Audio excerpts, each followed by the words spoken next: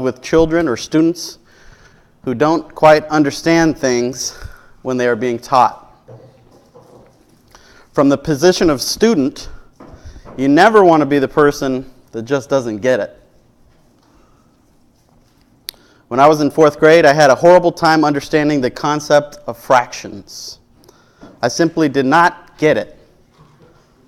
My teacher could not communicate that concept to me. So Mom took up the challenge. One night, she was trying hard to explain fractions. She was having no success.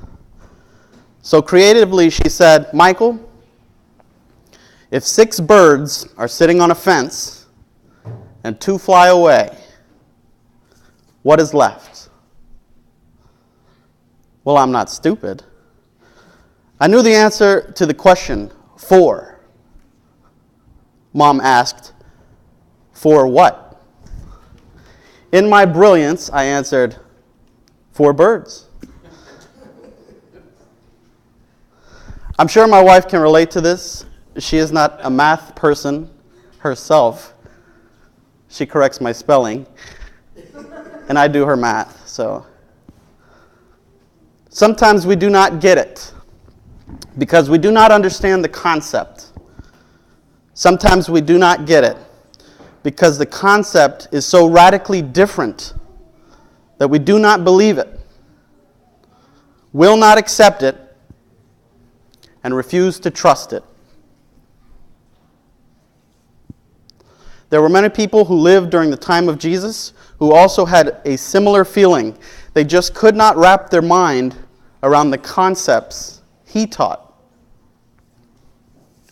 The world, the country, and the age that Jesus lived in was an age of dictators. The Western world was controlled by the Roman Empire's reigning Caesar. When Jesus was born, Herod the Great controlled Palestine with an iron hand. Herod was powerful, regional king who ruled by Caesar Augustus's permission.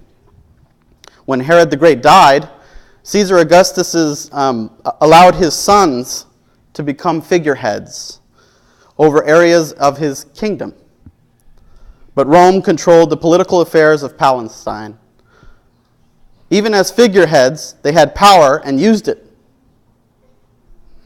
John the Baptist condemned Herod Antipas for taking his half-brother's wife. And Herod Antipas had the power to imprison and then behead John.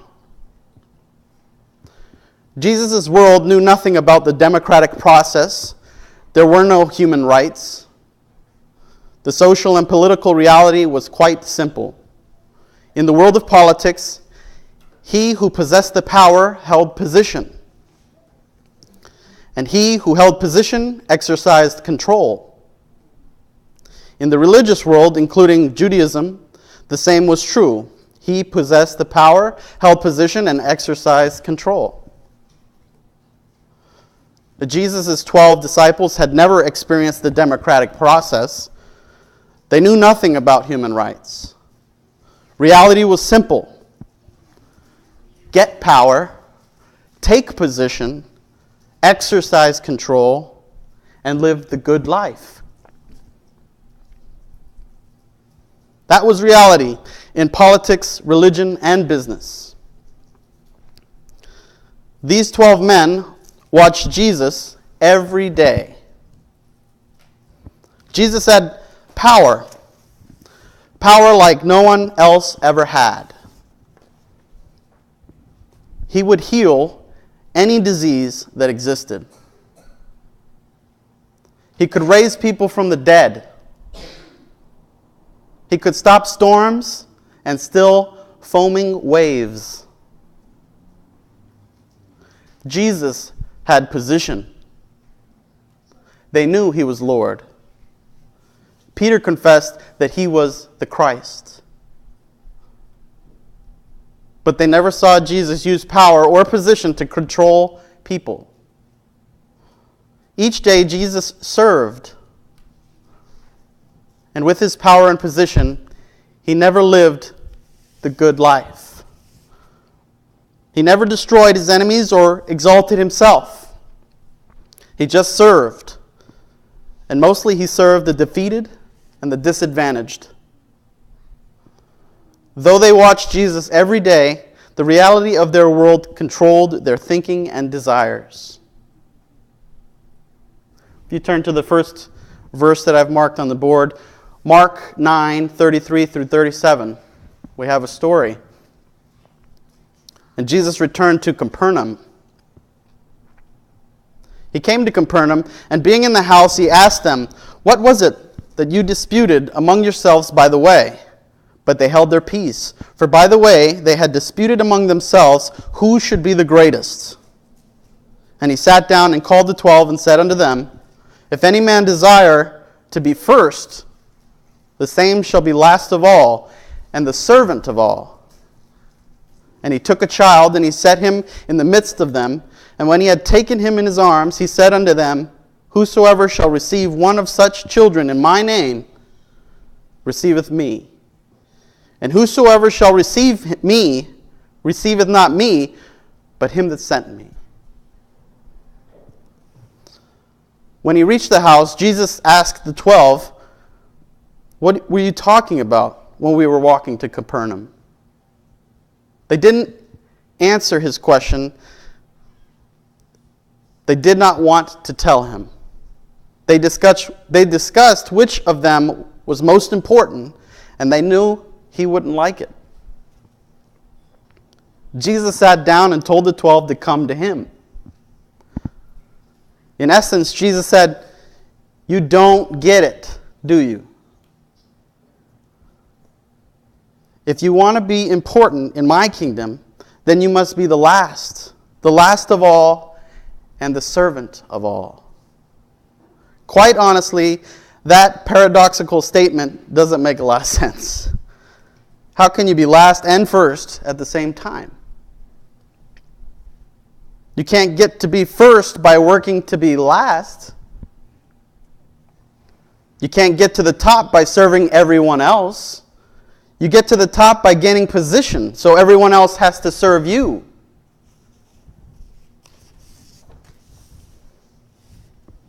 This is true of all societies because all societies are governed by this world's perspectives. But it's not true in Jesus' nation, his kingdom. Jesus' nation or kingdom is a unique and as different as he is. What is necessary to be first in the ungodly human society will not make you first in Jesus' godly kingdom. What is necessary to be first in Jesus' godly kingdom will make you a servant in both ungodly human society and in Jesus' kingdom. Jesus took a child in his arms and said, "Whoever receives one child like this in my name receives me." The 12 still did not get it. Right up to the very end, when Jesus was betrayed, they still did not get it. In our second verse on the board, Matthew 20 through 28, during the last week of his life, Jesus tried again to penetrate their thinking.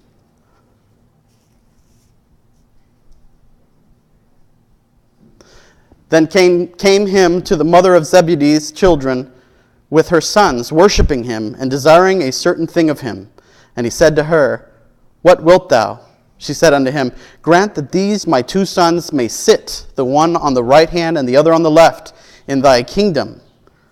But Jesus answered and said, "Ye know not what ye ask. Are you able to drink of the cup that I shall drink of, and to be baptized with the baptism that I am baptized with?" They say unto him, "We are able." And he saith unto them, "Ye shall drink indeed of my cup, and be baptized with the baptism that I am baptized with. But to sit on my right hand and on my left is not mine to give, but it shall be given to them to whom it is prepared by my Father." And when the 10 heard it, they were moved with indignation against the two brethren. But Jesus called them unto him and said, "Ye know that the princes of the Gentiles exercise dominion over them, and they that are great exercise authority upon them. But it shall not be so among you. But whosoever will be great among you, let him be your minister. And whosoever will be chief among you, let him be your servant. even as the Son of Man came not to be ministered unto, but to minister and to give his life a ransom for many. What happened in the story? James and John had their mother to make a request from Jesus. She approached Jesus as any woman of that day, bowing as if he was a king. He asked, "What do you want of me?" "I want you to give my two sons the two most prestigious positions in your kingdom." He replied, "You don't know what you're asking for." Turning to James and John, he asked, "Are you able to drink the cup I am about to drink?" He was referring to his death. They had no idea that he was about to be crucified, so they replied, "We are able." Jesus replied, "You will drink the cup, but God, my Father, will decide who gets what position in my kingdom." The other 10 heard the request and knew precisely what was happening. James and John were trying to get what they wanted, and they were trying to gain unfair advantage over them. So they were indignant with James and John. Jesus had a heart-to-heart talk with all 12. "I know that we Jews are being governed by non-Jewish rulers. I know that these rulers are under powerful men who love to use their authority. But my kingdom just does not work that way. If you want greatness in my kingdom, if you want to be important, then you will serve everyone else. The person who occupies the highest position in my kingdom will be the person who serves as a slave. I am the example, and in my kingdom you will be what I am. I will sacrifice my life as a ransom for many. I did not come to be served, I came to serve." They still didn't get it. They wanted to rise in the pecking order. They wanted authority. They wanted the right to control and to call the shots. They did not understand before the crucifixion. They did not understand after the crucifixion. They didn't understand when Jesus ascended back into heaven. They didn't understand until the Holy Spirit came almost 2 months after Jesus died, and they preached the good news for the first time. If you are a citizen in Jesus' kingdom, if Jesus saved you from your sins, if Jesus rules your life, the road to significance is the road of humble, unselfish service, the service given by a devoted slave.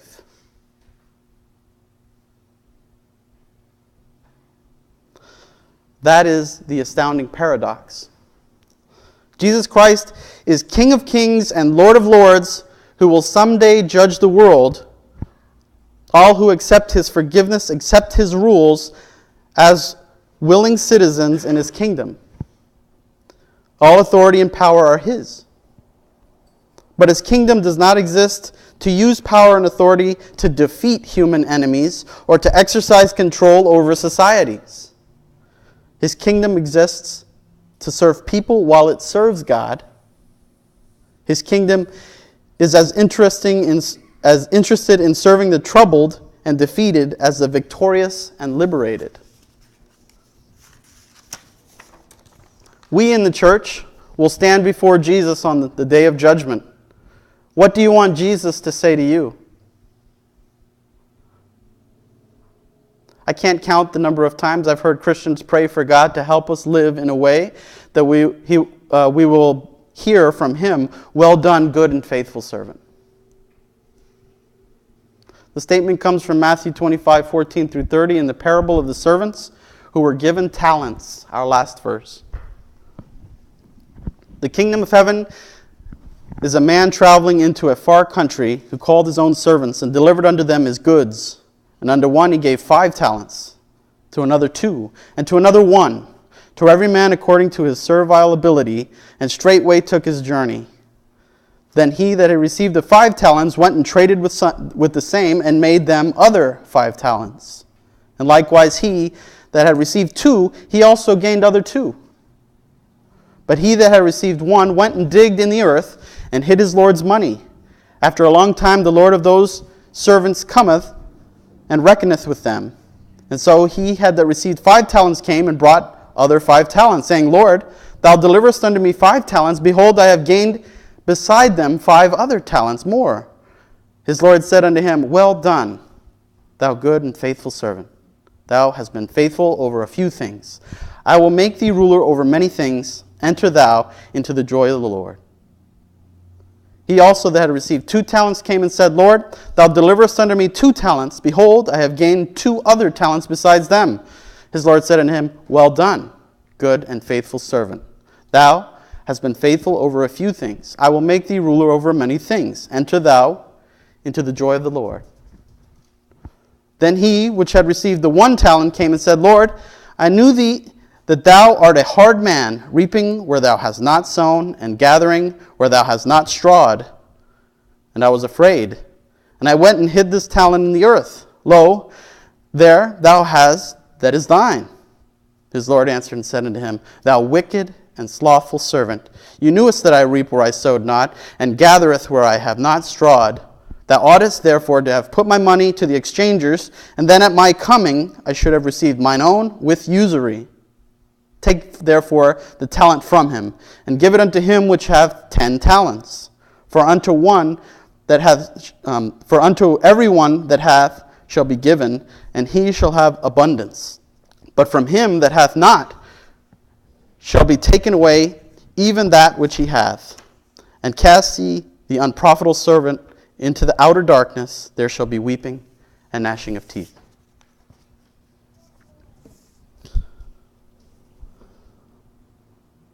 The 2 who served well, ended and blessed. They were told, Well done, good and faithful servant. Look at that statement carefully. It didn't say, Well done, good and faithful scholar, or theologian, or debater, or judge, or worshiper, or member. It said, Well done, good and faithful servant. Am I condemning or demeaning study or knowledge or standing for spiritual truth and values or worship? Absolutely not. I'm simply focusing your attention on what Jesus emphasized. No matter what you do, no matter how you develop, no matter what success you achieve, the end result of your spirituality must be service.